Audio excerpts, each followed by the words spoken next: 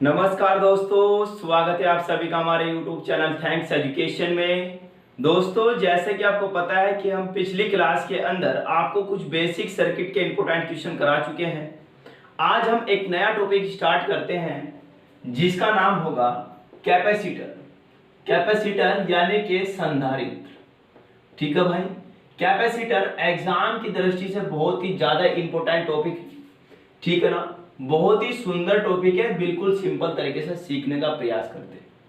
होता क्या है कैपेसिटर कि आपके पास दो पैरेलल प्लेट होते हैं इस प्रकार से।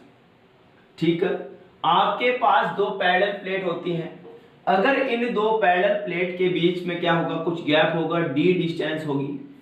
ठीक है, और इन प्लेटों का एरिया अक्षेत्रफल, इन मेटेलिक प्लेटों का अक्षेत्रफल ए होगा। ठीक है, इन प्लेटों के बीच में यदि आप इंसुलेशन मटेरियल भर दोगे, इन प्लेटों के बीच में यदि आपको इंसुलेशन मटेरियल भर दोगे, ठीक है ना, डाइलेक्ट्रिक मटेरियल भर दोगे, तो आपके पास कैपेसिटेंस फॉर्म होता है। ठीक है ना, आपके पास कैपेसिटेंस फॉर्म हो जाता है ये इस प्रकार से। ठीक है ना, और ये जो कैपेसिटर होता है, कैपेसिटर का जो कैपेसिटेंस होता है वो एनर्जी को स्टोर करता है फॉर्म ऑफ चार्ज के रूप में। ठीक है ना, वो चार्ज के रूप में इलेक्ट्रिसिटी को स्टोर करता है। कैपेसिटर इलेक्ट्रिसिटी कंज्यूम बिल्कुल नहीं करता। ठीक है ना, केवल क्या करता है, स्टोर करता है भाई। ठीक है, अगर आप कहोगे कि ये कैपेसिटर आपने बना दिया तो इसका कैपेसिटेंस का फॉर्मूला क्या होगा, A epsilon naught epsilon r upon d, ये इसका फॉर्मूला होता है। आया भाई, ये कैपेसिटेंस है, कैपेसिटेंस को आप फेरड से प्रदर्शित करते हो। ठीक है, इसका मात्रक होता है फेरड। ठीक है, अगर आपने क्या करा, ये कैपेसिटर, अगर आपने ये कैपेसिटर एक सप्लाई से कनेक्ट कर दिया, ठीक है ना, अगर आपने ये कैपेसिटर एक सप्लाई से कनेक्ट कर दिया तो आपके पास ये बैटरी थी इस प्रकार से। ठीक है ना, आपके पास ये बैटरी थी इस प्रकार से, तो आप कहोगे कि इस प्लेट पर क्या होंगे, पॉजिटिव चार्जेस होंगे, और इस प्लेट पर क्या होंगे, नेगेटिव चार्जेस होंगे। ठीक है ना, तो इस चार्ज का जो वैल्यू होता है वो कितना होता है, वो Q equals C into V होता है। सबसे पहली बात तो ये। ठीक है, अगर आप इसका डिफरेंशिएट कर दोगे, अवकलन कर दोगे, तो आपके पास dQ बटे dt प्राप्त होता है। इसी प्रकार से आपने C रहा कांस्टेंट और dV बटे dt आपने कर दिया। ठीक है, आवेश में परिवर्तन को आप क्या बोलते हो, करंट बोलते हो। तो कैपेसिटर की ये करंट आई सी dV बटे dt, कोई दिक्कत इसमें नहीं। तो आप इसे ही चार्जिंग करंट बोलते हो, किसकी, कैपेसिटर की, आप इसे चार्जिंग करंट बोलते हो। और अगर मैं सुंदर सी बात कहूं कि यदि आपके पास ये वोल्टेज में चेंज ना हो समय के साथ, यदि वोल्टेज में समय के साथ चेंज ना हो, तो ये बताओ क्या इसमें चेंज होगा, नहीं। जब चेंज ही नहीं होगा तो यानी कि इसका वैल्यू जीरो होगा, और जब जीरो होगा तो चार्जिंग करंट का मान कितना होगा, चार्जिंग करंट का मान आपका जीरो के इक्वल होगा। ठीक है ना, कितना होगा, जीरो के इक्वल। मैं आपको अभी बता रहा था कि किसी भी कैपेसिटर का कैपेसिटेंस एनर्जी को स्टोर करता है फॉर्म ऑफ चार्ज के रूप में। ठीक है ना, तो आप मुझे ये बताओ, जब चार्ज के रूप में एनर्जी को स्टोर करता है तो उसके लिए वैल्यू क्या होगा, कैपेसिटर की एनर्जी के लिए वैल्यू क्या होगा, ऊर्जा के लिए वैल्यू क्या होगा। तो उसके लिए एनर्जी के लिए हम वैल्यू निकाल लेते हैं भाई। ठीक है ना, एनर्जी के लिए तो होता क्या है, हाफ CV स्क्वायर, इसका एक बेसिक फॉर्मूला होता है। अगर आप इसे थोड़ा और ड्राइव करोगे तो हाफ QV होता है। ठीक है ना, और थोड़ा और ड्राइव करोगे तो आपके पास वैल्यू हो जाता है हाफ Q स्क्वायर बटे C। ये आपके पास एनर्जी का फॉर्मूला हो जाता है। ठीक है ना, मात्रक क्या होता है, जूल। कोई दिक्कत इसमें नहीं। ठीक है ना भाई, तो देखते हैं इसका एक नेक्स्ट पॉइंट देखते हैं भाई, कैपेसिटेंस का। ठीक है ना, बहुत अच्छा टॉपिक है, सिंपल तरीके से हम सीखने का प्रयास इसे करते हैं भाई। ठीक है, आपके पास दो पैरेलल कैपेसिटर इस प्रकार से दे रखी है। ठीक है ना, दो पैरेलल कैपेसिटर आपके पास इस प्रकार से दे रखे, इसका कैपेसिटेंस C1, इसका कैपेसिटेंस C2, ठीक है, इसका आवेश Q2 और इस पर आवेश है Q1, ठीक है। ये इस प्रकार से आपने कनेक्ट कर रखे, और अगर मैं बात करूं इसका कॉमन पोटेंशियल कितना होगा उसके बारे में आप बताइए, ठीक है ना। तो इस प्रकार के क्वेश्चन का जो कॉमन पोटेंशियल होगा, अगर आपसे पूछ लिया जाए कॉमन पोटेंशियल क्या होगा इसका, तो आप कहोगे टोटल चार्ज बटे टोटल कैपेसिटेंस,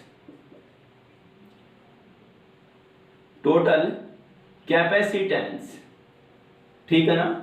ये आपका कॉमन पोटेंशियल इसके अंदर होता है। तो टोटल चार्ज के बारे में बात करूं तो आपके पास Q1 Q2 है भाई, ठीक है ना, Q1 Q2 है, और बटे में आपका टोटल कैपेसिटेंस कितना, C1 प्लस C2। ये आपके पास कॉमन पोटेंशियल का आपके पास एक बेसिक फॉर्मूला आ जाता है, ठीक है, कोई दिक्कत इसमें नहीं। ठीक, बात करते हैं नेक्स्ट पॉइंट, ठीक है ना।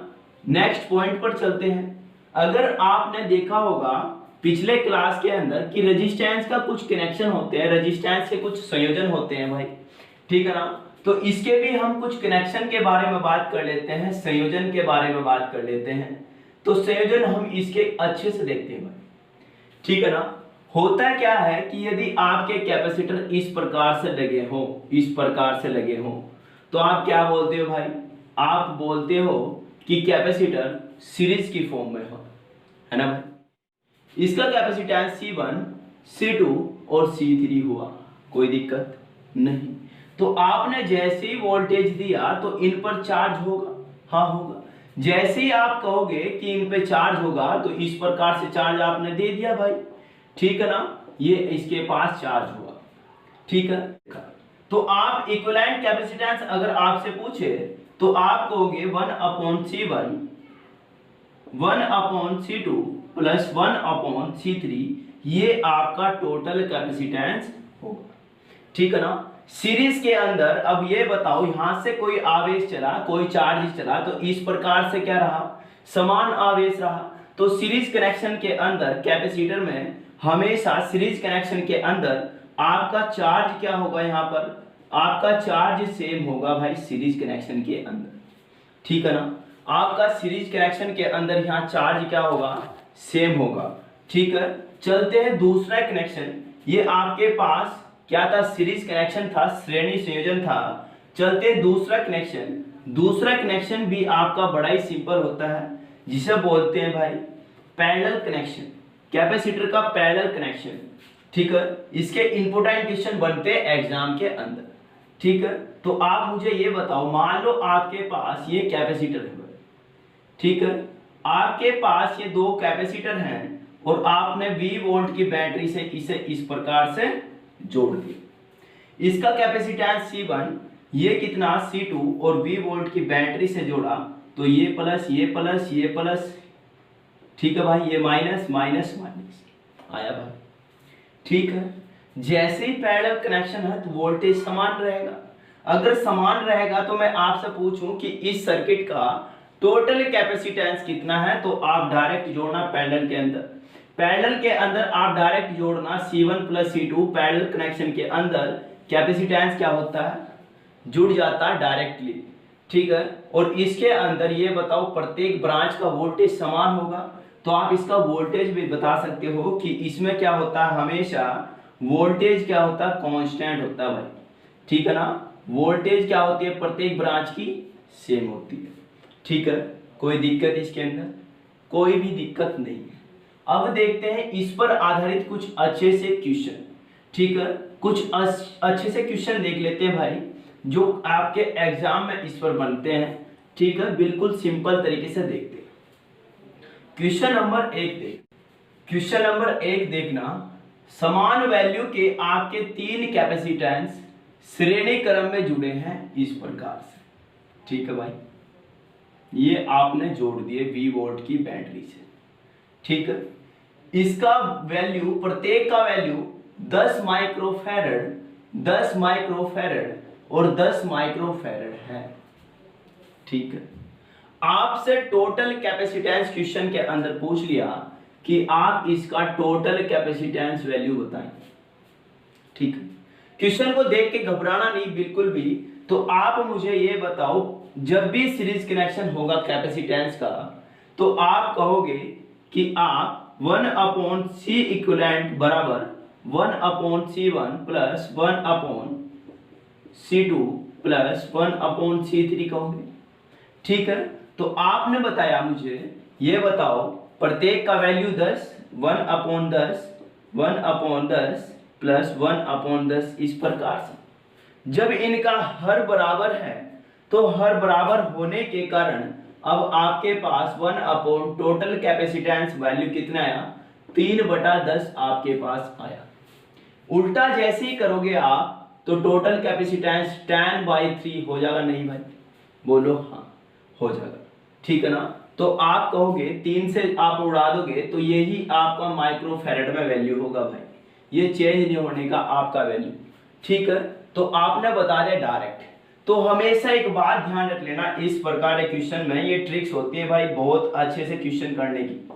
ठीक है, यदि आपके समान वैल्यू के कैपेसिटेंस श्रेणी क्रम में जुड़े हो, समान वैल्यू के कैपेसिटेंस श्रेणी क्रम में जुड़े हो और आपसे टोटल कैपेसिटेंस वैल्यू पूछ ले, तो जितने कैपेसिटेंस होंगे उस एक वैल्यू को डिवाइड कर देना, आप डायरेक्ट निकाल दोगे। तो डायरेक्ट आपको निकालना था, ये कैसे होगा कि आपका वैल्यू कितना है 10 माइक्रोफैरड। अरे कितने लगे हुए ये कैपेसिटेंस आपके 3, अरे 3 लगे हुए, 3 से डिवाइड कर दिया तो यही टोटल कैपेसिटेंस होना था क्वेश्चन का। कोई दिक्कत नहीं, कोई भी दिक्कत नहीं होगी। ठीक है, क्वेश्चन नंबर 2 देखिए।